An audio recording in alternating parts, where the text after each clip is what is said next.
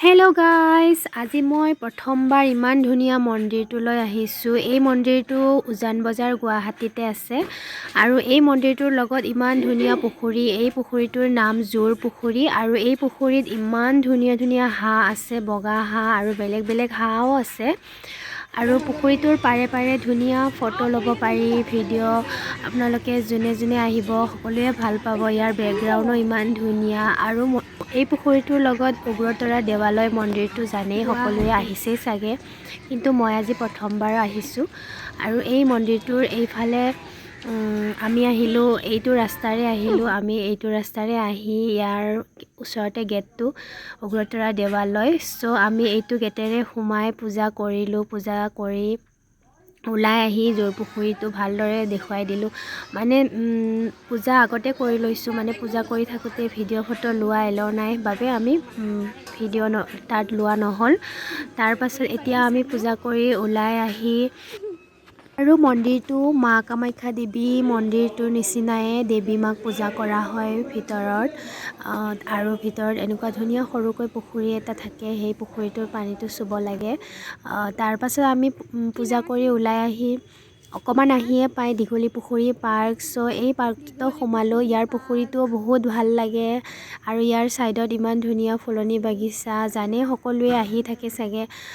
চ' আমিও এবাৰ সোমালোঁ, ভাল লাগিলে। আৰু সকলোৱেতো জানে গধূলি বেছিকৈ ভাল লাগে ইয়াত আহি।